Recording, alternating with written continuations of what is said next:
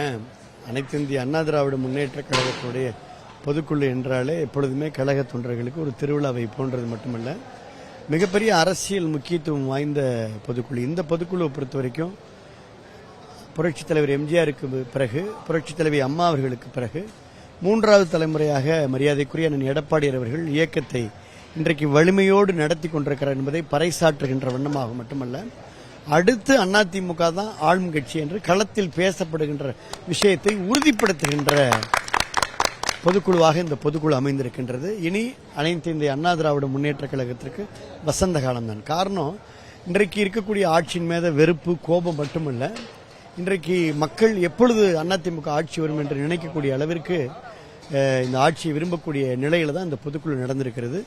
இந்த பொதுக்குழு தான் எல்லாரும் இன்னைக்கு மகிழ்ச்சியா வந்தாங்க. ரொம்ப பதட்டம் இல்லாம, எந்த பதட்டம் இல்லாம, டென்ஷன் இல்லாம, அமைதியா, சந்தோஷமா, முகத்தில் புன்னகையோட சிறப்பா அமைஞ்சது. எல்லாரும் நல்லா பேசினாங்க. சிறப்பான உணவு, எல்லாரும் இன்னைக்கு திருப்தியா போறாங்க. மொத்தத்தில் இந்த பொதுக்குழு இன்றைக்கு சிறப்பாக அமைந்திருக்கிறது.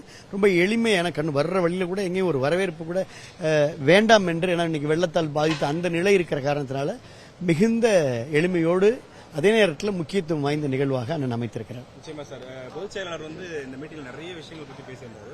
ஆனாலும் சமூக வலைதளங்களில் இப்ப சில விஷயங்கள் போடுறாங்க, பாஜகவை வெளிப்படையாக விமர்சனம் பண்ணல அப்படின்னு ஒரு குற்றச்சாட்டு இருக்கிறாங்க. அதுக்கு உங்களுடைய இல்ல, அது ஒரு பொதுச் செயலாளர் அவர்கள் மிக தெளிவாக, நீங்கள் கேட்கக்கூடிய கேள்விக்கு மிக தெளிவாக பொதுச் செயலாளர் ஏற்கனவே பதில் சொல்லியிருந்தார். இன்றைக்கும் பொதுக்குள்ள உறுதிப்படுத்தியிருக்கிறார். பொதுச் செயலாளர் எடுக்கக்கூடிய முடிவு தான் இறுதியான முடிவு. ஒரே ஒரு கேள்வி சார், வழக்கமா அதிமுக பொதுக்குழுனா நான்வெஜ் நிறைய இருக்கும்.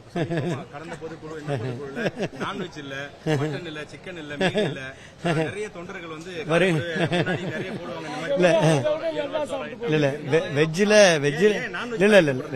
வெஜ்ஜில சிறப்பான உணவு வகை, செட்நாடு உணவகை உங்க காதிலே எல்லாரும் பாராட்டுற அளவுக்கு செய்தியில் வந்திருக்கு. இன்றைக்கு தென் மாவட்டங்கள்ல கொஞ்சம் வெள்ளங்கள்லாம் இருந்து இன்னும் மக்கள் அங்கே கொஞ்சம் துயரங்கள்லாம் இருக்கிறனால தான் வரவேற்பு தவிர்க்கப்பட்டுகிறது. அதனால தான் நான்வெஜ் தவிர்க்கப்பட்டு.